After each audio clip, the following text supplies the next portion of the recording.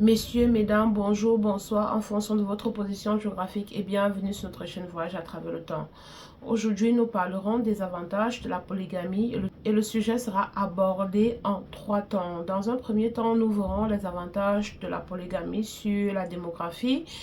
Et en second lieu, nous parlerons des avantages de la polygamie pour le développement de l'Afrique et nous conclurons notre analyse par la présentation des avantages de la polygamie sur le plan personnel et familial.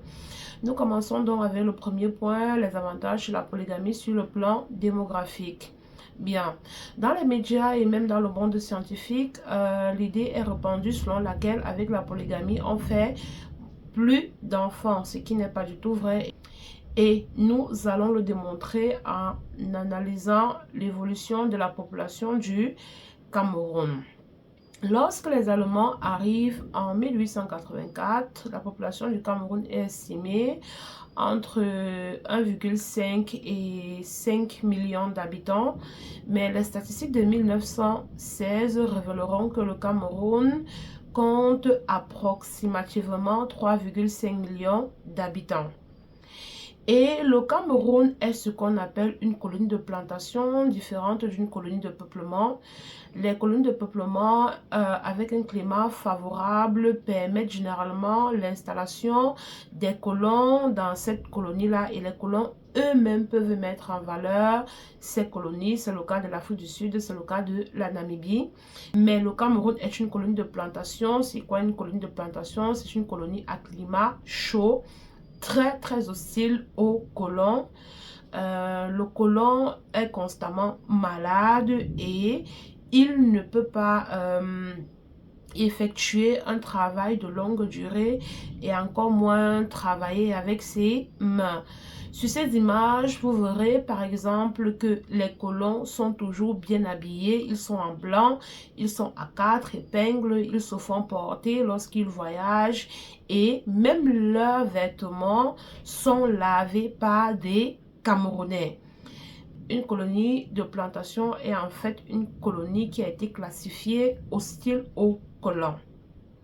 C'est un drame pour les Allemands parce que lorsque les Européens s'installent en Afrique, en fait l'idée c'est d'y demeurer et de ne pas être dépendant des colonisés. Mais c'est ce qui va se passer dans les colonies de plantation et notamment au Cameroun. Les colons ne pouvant pas travailler étaient donc obligés de réfléchir autrement. Où devaient-ils trouver la main-d'œuvre? Ils ont pensé à importer la main-d'œuvre d'ailleurs, mais cela coûtait cher. C'est alors qu'ils se décident donc à exploiter les Camerounais ou alors l'ensemble des Africains vivant sous les tropiques. Ceci est valable maintenant pour tous les colons européens. En ce qui concerne le Cameroun ou alors les colonies allemandes, il y a un homme d'affaires, Edouard Weymann, le frère d'Adolf Weymann, qui va s'intéresser de plus près au problème et va organiser un prix concours à hauteur de 6000 marks dont le but était de voir comment réduire la mortalité au Cameroun et d'augmenter le taux de natalité, ceci dans le but d'augmenter, je dis bien d'augmenter la population camerounaise. Parce que le problème, c'est quoi? Le problème, c'est que la population du Cameroun est estimée à 3,5 millions d'habitants et l'ensemble des populations coloniales des colonies allemandes à 15 millions d'habitants.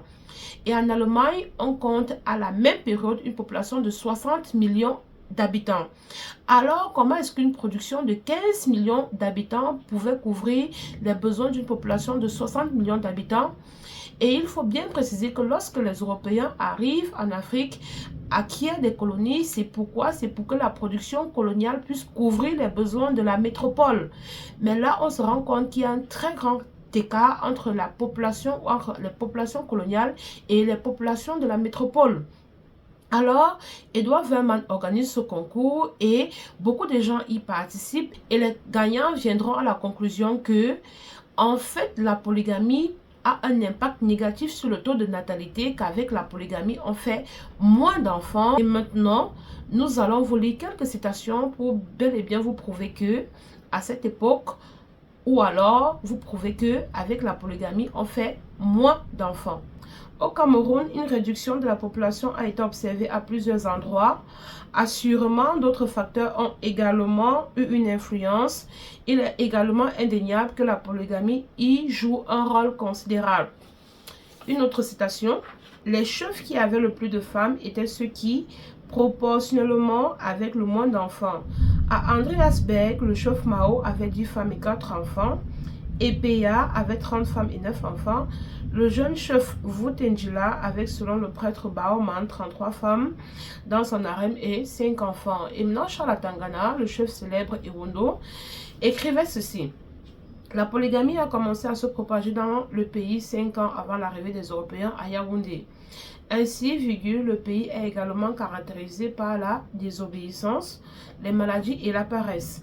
Les naissances ont aussi commencé à se faire rares. Voilà donc 3 auteurs, des Européens et des Africains, qui affirment qu'avec la polygamie, on fait moins d'enfants. Mais il y a des études approfondies qui ont été menées là-dessus. Pas seulement ces 3 auteurs, mais plusieurs auteurs de cette époque sont venus à la conclusion qu'avec la polygamie, on fait moins d'enfants. Il y a des facteurs comme les maladies vénériennes, le taux de coït par femme. En fait, cela est prouvé scientifiquement. Et maintenant que l'ONU s'inquiète de l'évolution de la population en Afrique, il estime que dans 25 ans, c'est-à-dire en 2050, la population de l'Afrique va doubler. On peut se poser la question de savoir s'il n'y a pas urgence à légaliser la polygamie dans tous les pays africains pour justement freiner cette évolution démographique que les observateurs internationaux craignent tant. Messieurs, mesdames, nous sommes arrivés au terme de notre exposé. Nous vous remercions pour votre attention. Et si vous avez des questions, n'hésitez pas à les laisser en commentaire. Merci et au revoir.